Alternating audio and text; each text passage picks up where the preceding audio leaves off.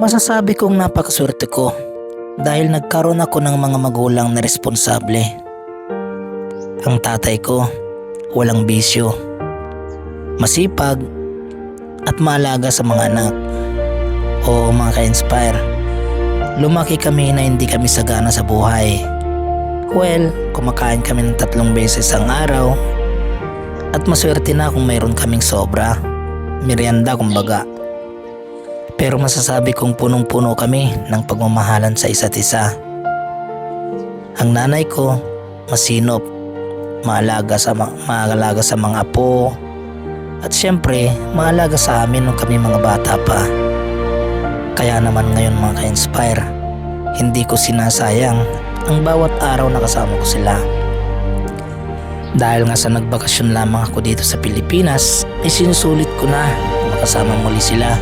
Dahil hindi ko alam kung hanggang kailan na naman ko ulit makakabalik dito sa Pilipinas. Ngayong araw nga na ito mga ka-inspire ay sinamahan ko ang aking tatay na magkuha ng nipa. Dahil nga mayroon kaming 700 pieces na order papunta ng Madalero.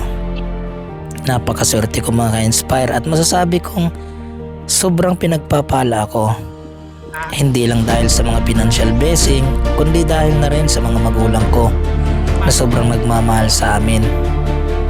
Kaya masasabi ko sa mga anak ng mga katulad ko, kung kayo man ay magulang na din, huwag ninyong kalilimutan na mayroon kayong mga magulang bago kayo naging magulang din. Kaya kung ano man yung sakripisyong ginawa sa atin ng ating mga magulang, ay dapat ay ibalik din natin kahit na tayo may mga pamilya na. Huwag nating kakalimutan na sa kanila tayo nagmula. Dahil wala tayo kung wala sila.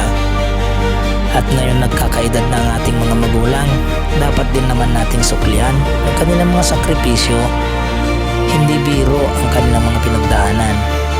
Ang mga magulang ko, masasabi kong sobra yung sipag nila.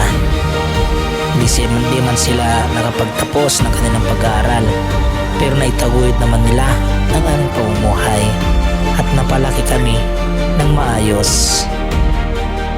Kaya naman sa mga ka-inspire natin dyan, kung nakakasama nyo pa ang inyong mga magulang, huwag ninyong sayangin ang bawat oras, bawat araw, at bawat panahon na kasama nyo sila.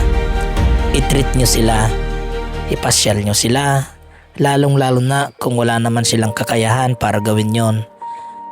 Hina ng mga boses.